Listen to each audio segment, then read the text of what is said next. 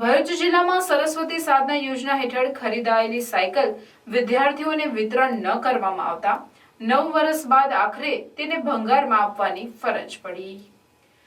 સરકારી યોજનાની બલિહારીના દ્રશ્યો આજે અંકલેશ્વરમાં જોવા મળ્યા। અંકલેશ્વરમાં સરસ્વતી સાધના યોજના હેઠળ વર્ષ 2014-15માં વિદ્યાર્થીઓને વિતરણ કરવા માટે સાયકલની ખરીદી કરવામાં આવી, પરંતુ 9 વર્ષનો સમય થઈ ગયો હોવા છતાં તંત્રના અધિકારીઓ પાસે સાયકલનું વિતરણ કરવાનો સમય ન હોય આખરે તેની હરાજી કરી અને તેને ભંગારમાં મોકલી દેવામાં આવી છે। આ અંગે કોંગ્રેસ દ્વારા સરકાર પર પ્રહાર કરવામાં આવ્યા હતા। યુથ કોંગ્રેસના મહામંત્રી વસીમ ફળવાલાએ જણાવ્યું હતું કે ગરીબ વિદ્યાર્થીઓને સુવિધા મળી રહે તે માટે સરકાર દ્વારા સાયકલ ખરીદવામાં આવી, પરંતુ જે તે સમયે સાયકલનું વિતરણ કરવામાં આવ્યું ન હતું, જેના કારણે આજે આ સાયકલનો જથ્થો ભંગારમાં આપવાની ફરજ પડી છે। ત્યારે આ બાબતે યોગ્ય તપાસ કરાવવામાં આવે તેવી માંગ તેઓ દ્વારા કરવામાં આવી છે।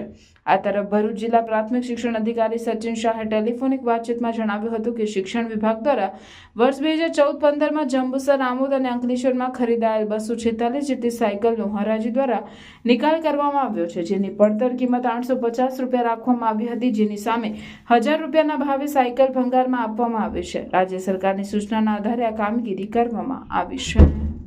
જે ગરીબ વિદ્યાર્થીઓ માટે સહુલિયત થાય તે માટે ગુજરાત સરકારે 2014-15માં સાયકલો ફાળવવામાં આવી હતી, જે આજે સમગ્ર ગુજરાતમાં સળગતો મુદ્દો થયો છે।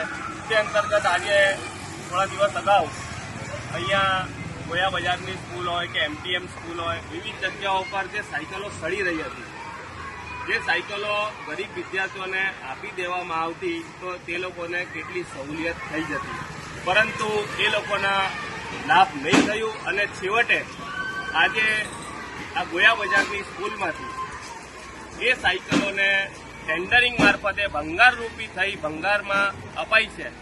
તો મારે તંત્રને એ સવાલ કરવો છે કે જો ગુજરાત સરકાર દ્વારા સમગ્ર ગુજરાતમાં આટલી માતબર રકમે જે સાયકલો ફાળવવામાં આવી હતી, તો એ સાયકલોનો યોગ્ય ઉપયોગ ન થયો, વિદ્યાર્થીઓને એનો લાભ ન થયો, તો સરકારના નાણાં વેડફવા પાછળ એનો હેતુ શું? જો એને ભંગારમાં જ આપવાની હતી તો પછી એ સાયકલો આ યોજના પાછળ શું કોઈ મોટો ભ્રષ્ટાચાર થયો છે? એ તપાસનો વિષય છે। હું ભરૂચ જિલ્લા શિક્ષણ અધિકારીને પણ કહેવા માંગુ છું કે એમના ટેન્ડરિંગ હેઠળ આજે આ ભંગારમાં સાયકલો અપાઈ છે, તો શું ભાવથી આ સાયકલો અપાઈ છે? ભરૂચ હોય, અંકલેશ્વર હોય, જંબુસર હોય, વિવિધ સ્થળોએ આ સાયકલો જે સડી રહી, 10 વર્ષ સુધી સડી રહી અને ભંગારમાં આપી, તો એની પાછળ શું કોઈ ભ્રષ્ટાચાર છે? એની તપાસ વહેલી તકે કરાવવી જોઈએ। જય હિન્દ, જય ભારત।